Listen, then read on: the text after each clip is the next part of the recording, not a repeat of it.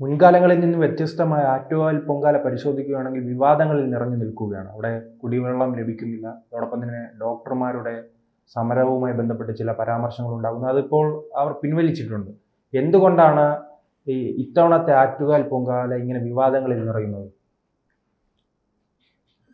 തിരുവനന്തപുരം കോർപ്പറേഷനും ഭേദിച്ചുകൊണ്ട് തിരുവനന്തപുരം ജില്ലയുടെ അതിർത്തി വരെ ഈ പൊങ്കാല നിവേദിക്കാൻ ആളുകൾ എത്തിപ്പെടുകയാണ്. ആദ്യം ക്ഷേത്രത്തിൻ്റെ അടുത്ത് ആയിരുന്നു പൊങ്കാല ഇട്ടിരുന്നത്. പിന്നെ ക്ഷേത്രത്തിന് ചുറ്റുമായി. അതും ഭേദിച്ച് വയലിൻ്റെ അപ്പുറത്തേക്ക് വന്നു. റെയിൽവേ സ്റ്റേഷൻ വരെയായി, കേശവാസം വരെയായി. ഇപ്പം ആ നിലയ്ക്ക് വരുന്നു. പക്ഷെ ലോകത്തിൻ്റെ എല്ലാ ഭാഗത്തു നിന്നുള്ള ആൾക്കാർ പൊങ്കാലയിടാൻ വരുന്നുണ്ട്. ലോകത്തിൻ്റെ എല്ലാ ഭാഗത്തു നിന്നും വിവിധ ഭാഷകൾ സംസാരിക്കുന്ന ആൾക്കാർ, വിദേശ രാജ്യങ്ങളിലെ ആൾക്കാരെല്ലാം പൊങ്കാലയ്ക്കായി മുഴുവൻ സ്ഥാപനങ്ങളും വീടുകളും എല്ലാം തുറന്നിട്ടിരിക്കുകയാണ്. അവിടെയാണ് ഈ ഏകത്വം ദർശിക്കേണ്ടത്. സമുദായത്തിൻ്റെ ഒരു ലാഞ്ച പോലും അവിടെ കാണാൻ സാധിക്കില്ല. ഏത് സമുദായത്തിൻ്റെ വീട്ടിലാണ് ഞങ്ങൾ ഇടാൻ വരുന്നത് കാണുന്നില്ല. അവിടെ ആർക്കും ഐക്യം കൽപ്പിച്ചിട്ടില്ല. സമൂഹത്തിൻ്റെ എല്ലാ വിഭാഗത്തിൻ്റെയും വീടുകൾ തുറന്നിട്ടിരിക്കുന്നു പൊങ്കാലയിടാൻ വേണ്ടി. അവരെ സഹായിക്കാൻ വേണ്ടി സമൂഹം മുഴുവൻ തയ്യാറായിരിക്കാം. തിരുവനന്തപുരത്തെ കുറച്ചു കാലം മുമ്പ് പൈപ്പ് പൊട്ടി വെള്ളം കിട്ടാത്തൊരവസ്ഥ ഉണ്ടായിരുന്നു.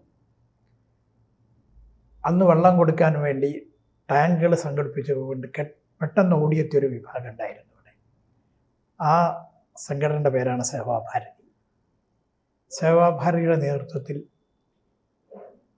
എല്ലാ ഭാഗത്തും വെള്ളം എത്തിക്കുകയും എന്തെല്ലാം സൗകര്യങ്ങൾ ചെയ്തു കൊടുക്കണോ ആ സൗകര്യങ്ങൾ മുഴുവൻ ചെയ്തു കൊടുക്കുകയും ചെയ്തു. പക്ഷെ ഗവൺമെൻറ്റിൻ്റെ ഭാഗത്തുനിന്ന് അഭിനന്ദനം പോലും സേവാഭാരതിക്ക് ഉണ്ടായിട്ടില്ല. അത് വേറെ കാര്യം. അവർ അഭിനന്ദനം അർഹിക്കുന്നില്ല, ആഗ്രഹിക്കുന്നില്ല. ഇതേപോലെ ഇപ്പം ഒരു ഭരണം കോർപ്പറേഷനിൽ മാറി വന്നിരിക്കുന്നു. സഹിക്കിട്ടുണ്ടാവും പലരും. തിരുവനന്തപുരം മേയർ പോയിട്ട് ആദ്യത്തെ മീറ്റിംഗ് എടുത്തു. എല്ലാ വിഭാഗ ആൾക്കാരും കൂട്ടിച്ചേർത്തുകൊണ്ട് വാട്ടർ അതോറിറ്റി, പോലീസ്, ആരോഗ്യവകുപ്പ് തുടങ്ങിയിട്ട് എല്ലാ വിഭാഗത്തിലെയും എല്ലാ തീരുമാനങ്ങളെടുത്തു. കുറച്ച് കഴിഞ്ഞപ്പം സ്ഥലത്തിൻ്റെ MLA-യും മന്ത്രിയും കൂടിയായിരിക്കുന്ന അദ്ദേഹം വീണ്ടും മീറ്റിംഗ് എടുത്തു. എന്നിട്ട് നിർദ്ദേശങ്ങൾ വെച്ചു. ആൾക്കാർ അംഗീകരിച്ചു. ശരിയാണ്. വീണ്ടും ആദ്യമായിട്ടാണ് മുഖ്യമന്ത്രി പോയിട്ട് മീറ്റിംഗ് എടുക്കുന്നത്. ആദ്യം തെരഞ്ഞെടുപ്പിനെ കൊണ്ടുകൊണ്ടല്ലേ. ഇതേ സമയത്ത് തന്നെ ഈ മേയർ എടുത്ത മീറ്റിങ്ങിൽ ഇനി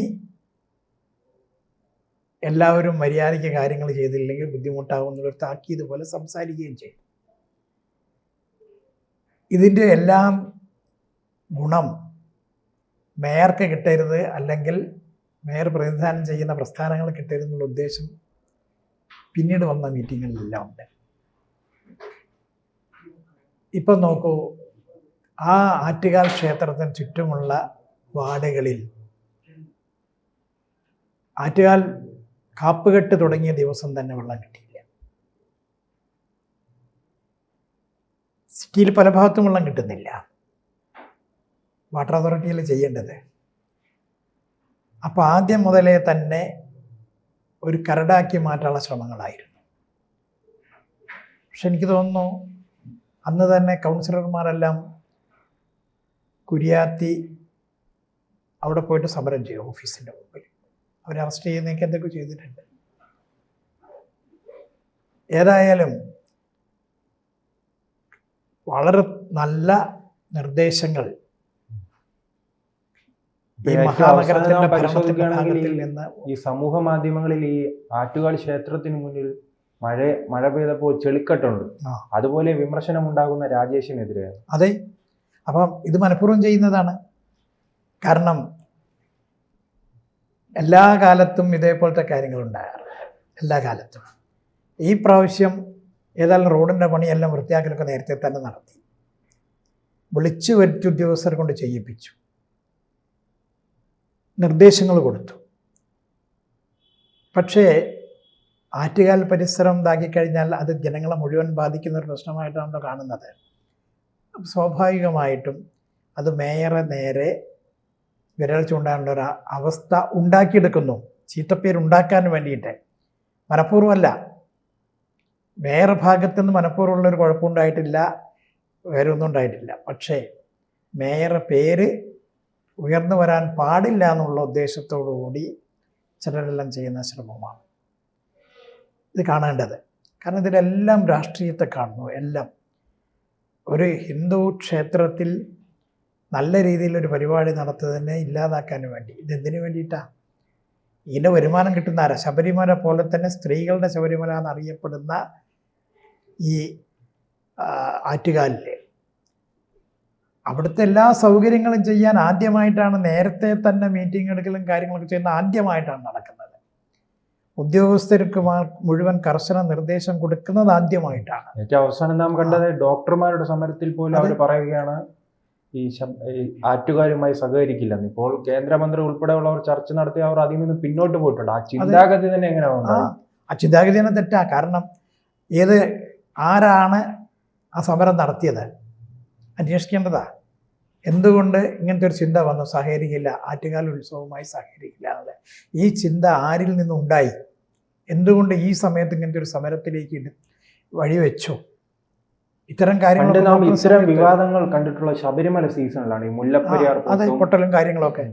അപ്പോൾ അതേപോലെ തന്നെ ഇപ്പം ഒരു പ്രധാനപ്പെട്ട കാര്യമല്ല, ഈ കോർപ്പറേഷൻ ഭരണം ഒരു തികച്ചും ഈശ്വരവിശ്വാസിയും ഹിന്ദുത്വ വിശ്വാസിയും ഒക്കെയുള്ള ഒരാളിലേക്ക് വന്ന് പെടുന്ന സമയത്ത്, അതുമാത്രമല്ല അവർ പ്രധാനമന്ത്രിയെ കാണുന്നു, കോർപ്പറേഷൻ്റെ വികസനത്തിന് വേണ്ടി കുറേ കാര്യങ്ങൾ ചെയ്യാൻ തീരുമാനിക്കുന്നു.